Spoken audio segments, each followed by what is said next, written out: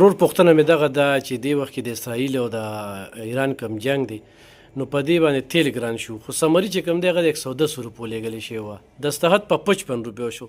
څه مشوره حکومت له ورکول غواړی په داسې حالت جنگ په دغه کې به څه کېږي؟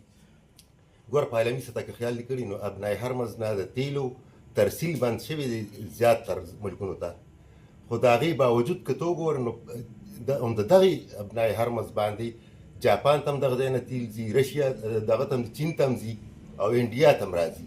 په دې ملکونو کې د تیلو قیمت نه دی اوچت شوی، صرف پاکستان کې اوچت شوی دی.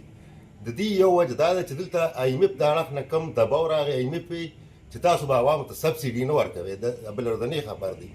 نو د هغې اړخ نه آی ایم ایف چې کوم څنګه سټیټمنټ راغلو پاکستان ته هماغه سیم ټو سیم هماغسې ریټونه اوچت شو. ګوره داسې نه وي، کله چې ستا یو جمهوري ملک وي ته به ګورې د عوامي مفادات ته به ګورې، د عوامو حیثیت ته به ګورې او د غربت شرې ته به ته ګورې.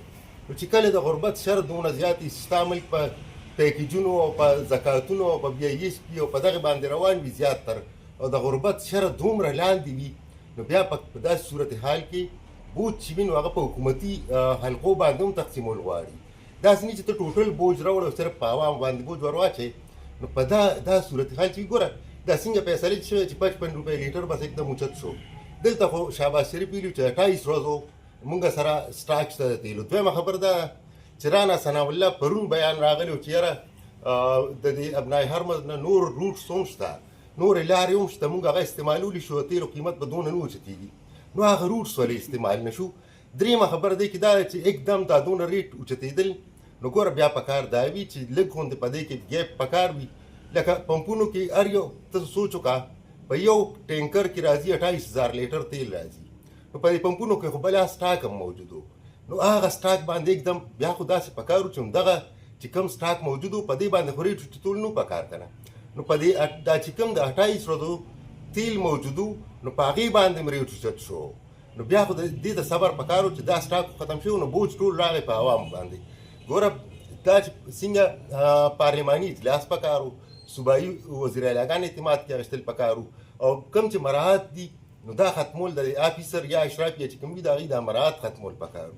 دلته هماغه برقرار دي فری فیول چې کوم دي، که بیروکریټس دي، که هغه سیاسي خلک دي، که وزیران مشران دي، که هغه زمونږ عدلیه ده، هغه که ادارې دي، ټولو ته هغه فری مراعات شته چې راغی نو صرف غریبو خلکو له بوج راغی. نو دا ګوره داسې نو پکار بوج به ته تقسیمې. همیشه دپاره مونږ دا اورو چې ملک مشکل مور سے گزر رہا ہے، نو ټول عمر همدغه د غریبانو لپاره. بیا دې اثرات چې وګورئ، اثرات د دې دلته کې به اوس ټرانسپورټران به هم کرایانې اوچتې کړي، دا چې کوم اشیای خوردنوش ترسیل دی نو هغه به دغه شي.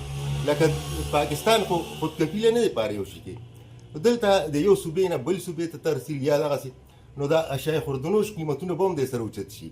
پکار دا وګوره وزیر خزانه یا حکومت وایي دی ته چې دی کینی دی اجلاس را غواړي، دی په دې باندې حکمت عملي داسې جوړه کړي چې عوام باندې ټوټل بوج را نه شي. همدا چې څنګه فیصله شوې دا خو یو عام سړی د پټي نه را روان که به همدغه فیصله کوي چې تا ته څه هدایات راغلي چې آی ایم ایف ته ته وایي چې ټوله بوج ته په عوامو منتقل کړه او ته همقسې په عوامو باندې ټول بوج منتقل کړي. ډېر غلطه فیصله شوې وه او عوامو ته حل شوي یاست یو دې وخت کې. د دې حل دا دی چې کوم حلقې دي حکومتي هغې له په دې باندې خو دې کې د اپوزیشن هم کردار پکار. ګوره پکار دا وه چې په دې کې اپوزیشن په دې سټرانګ اواز اوچت کړی چې دومره عوامو ته تکلیف دی، دونه مسایل دي. صرف دا خو نه که نه چې ته دې دپاره په دې اسمبلی کې ناست یا تا دې دپاره وټغېښتې چې یاره زه به صرف د خپل تنخواګانو خبره کوم، خپلې تنخواګانې به زیاتوم یا خپل مراعات دپاره زه اواز اوچتوم، یا به د خپلې پارټۍ پالیسۍ مطابق سم. خلکو چې ووټ ورکړي دې دپاره ورکړي چې د اسمبلی ته لیږم، نو دغلته به دې زما د حق اواز اوچتوي. دې کې نه حکومتي حلقو د عوامو خیال ساتلی، نه اپوزیشن د عوامو خیال ساتلی. ګوره زه په دې کې صوبایي حکومتونه هم قصوروار ګڼم.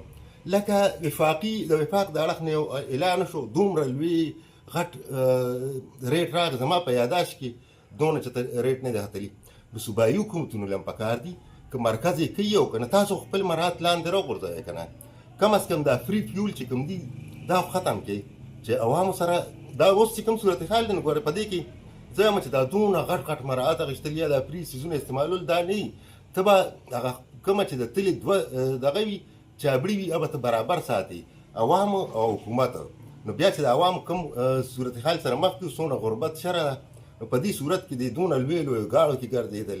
زه وایم چې په دې صورتحال کې خو د وزیرانو مشرانو او د منسټرانو د ام پی ایګانو مینګانو دوی له په ایپکس کې یا پالټو کې ګرځېدل پکار دي. دوی سره دا دونه غټ مراعات دي ځکه دا خو عوامي نمایندګان دي. نو عوامي نماینده به ځان عوام سره تړلی ساتي او د دې لاس به د عوام په نبض باندې وي. الله به ستا ملک